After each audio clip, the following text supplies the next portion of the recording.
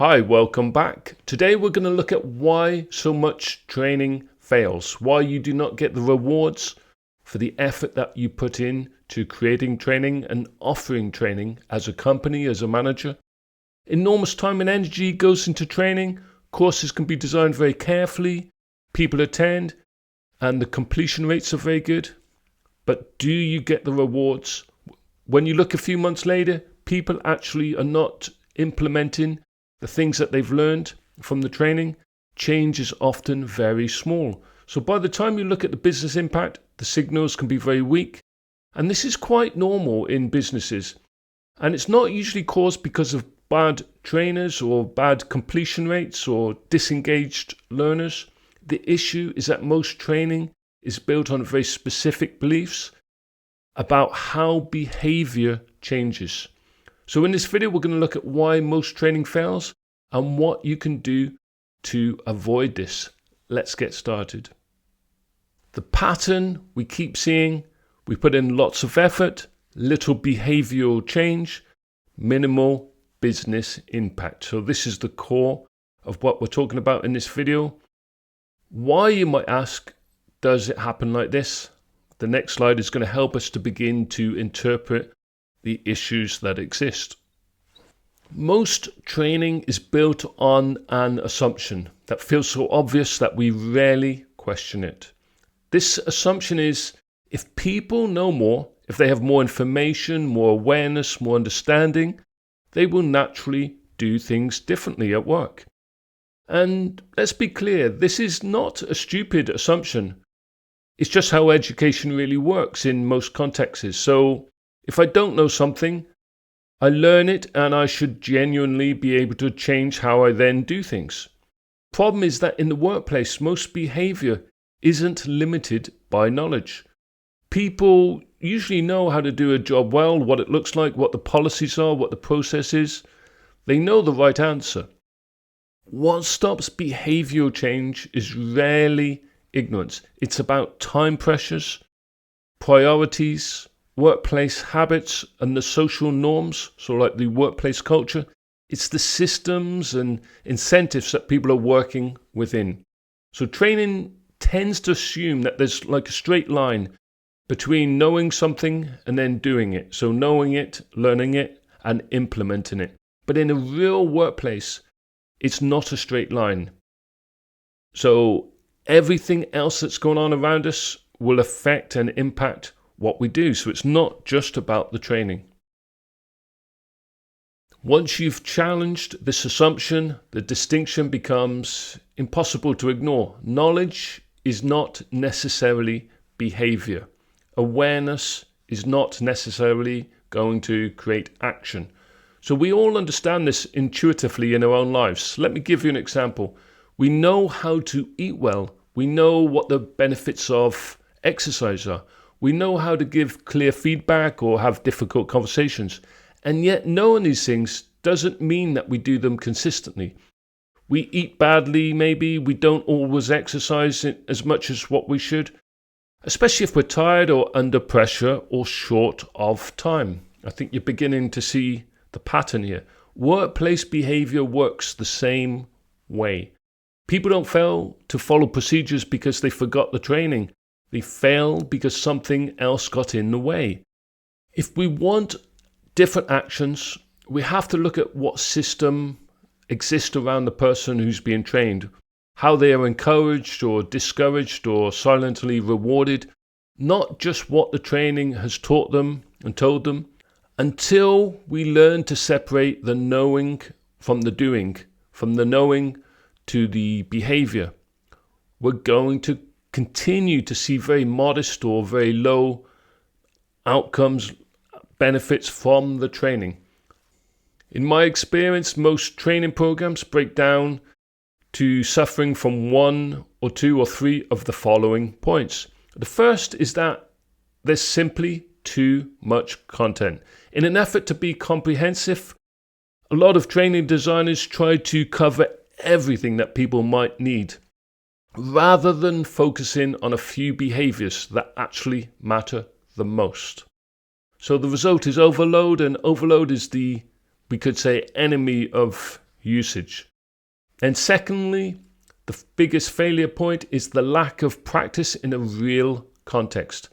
People learn in classrooms or online modules, but the work itself comes with pressures, interruptions, trade-offs, and there's the social dynamics of the workplace culture. So if these conditions don't reflect the learning, behavior doesn't really transfer into real outcomes. And then the third failure point we could say is what happens when the training ends. Often people return to work, they return to using existing systems, the metrics are the same, so ways of measuring the outcomes, and their manager behaves in the same way. Without reinforcement and good intentions, the training can become ineffective. So what's important here is that none of these things are caused by bad design or a lack of effort. They're structural. They come from treating training as an event rather than part of an overall system. Let's take a look at the next slide. So failure point number 1 with too much content is probably one of the most common and the most understandable failure points. When companies design training, there's a strong focus on making sure that everything's covered, every policy, every possible scenario. On paper, this looks responsible, it looks good.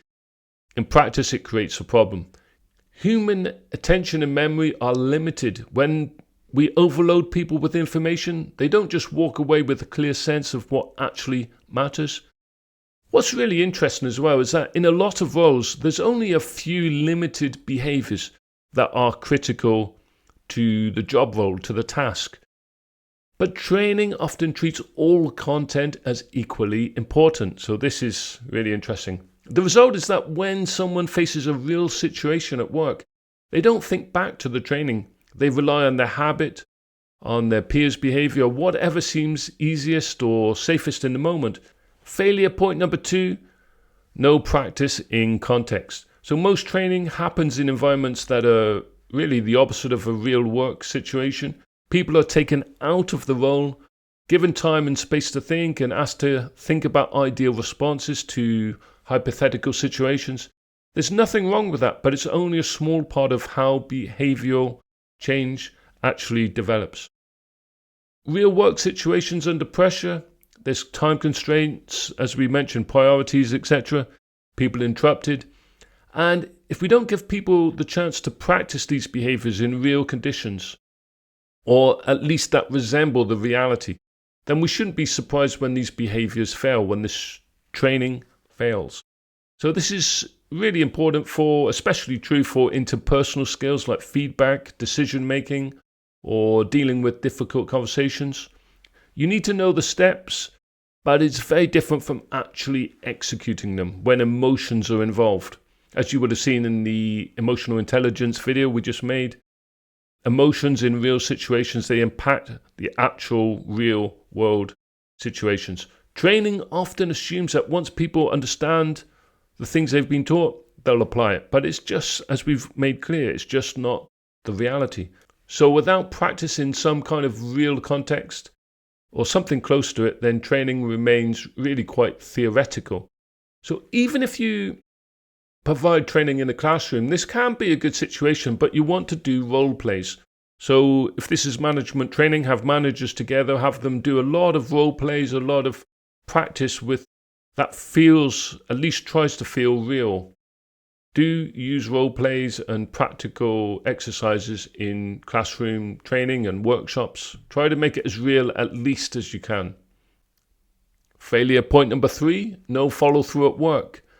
Behavior is shaped really by everyday things. So how we get rewarded, how work is made easier or more difficult. If the signal and situation stays the same, training becomes a temporary interruption. It doesn't create a lasting influence. So this is the point that companies miss. They look at training in isolation rather than thinking about changing the workplace culture to make the training effective. What works instead? It's no point just talking about the problems and the issues with training. We need some solutions. I'm sure you'll be keen to hear some solutions. And the answers are surprisingly simple. First is less content. Do not try and teach everything when you're designing training. Don't try and include everything. An effective training program focuses on a small number of critical behaviors, the ones that genuinely would make a difference if they're performed. And secondly, more support. Rather than just assuming that people will remember and apply what they've learned and apply this weeks later, months later, we design support that helps them to implement this into the flow of their work. So prompts and checklists, job aids, things that make this behavior easier to do in a real work environment. And point 3, the most important difference is timing. The training takes place days or weeks or months before. And then at the moment when they need to act on what they've learned and to implement it, this is the time when the support is most needed, not weeks before in the classroom. So you don't expect them just to remember what they've learned. As a manager, for example, if you're dealing with employees who've done training, this is the point where you really need to support them. So a prompt, just some guidance, help them to actually implement what they've learned. So your role as a manager or senior manager is going to be very important in point number 3. Design for the moment of work. So when we talk about designing for the moment of work, what we're really talking about is a shift in mindset. Traditional training focuses on events, so courses, workshops, modules, but behavior doesn't happen in these events. It happens when we actually do the work in the work environments. So the moment of work is the point where someone has to make the decision or take the action or offer the response in real time in a real situation. That's when it most matters. That's what the training is actually for. So you design for the moment. And this means asking different questions. So when you're doing the design, so what makes that behavior easier when you actually have to implement it? What gets in the way? One thing that can really help is if we train managers to learn how to give reinforcement, aid and assistance to employees who have done training. So make sure that your managers are trained in helping with behavioral change. And this is why enabling helps so much, because it beats teaching in many respects. Training and teaching happen in advance.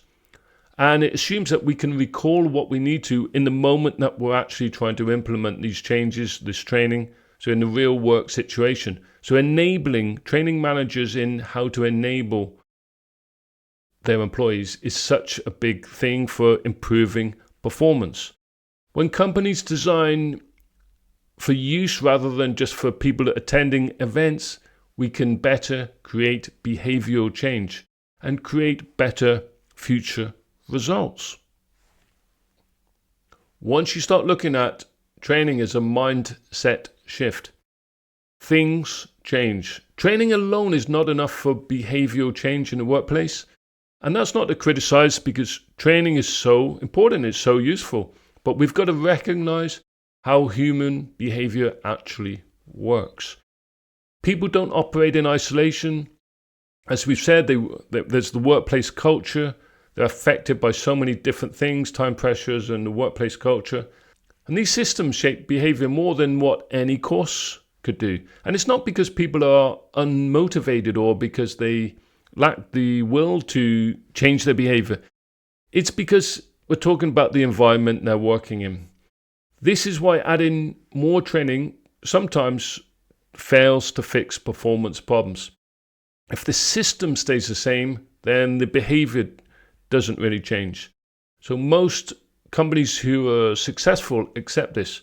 They stop asking how they can motivate employees and managers. They start asking themselves how they can design work so that the right behaviors can be implemented, how they can make change easier for their employees. So this shift from training as the solution to training as an input into a bigger workplace system, this is what separates successful training from unsuccessful training.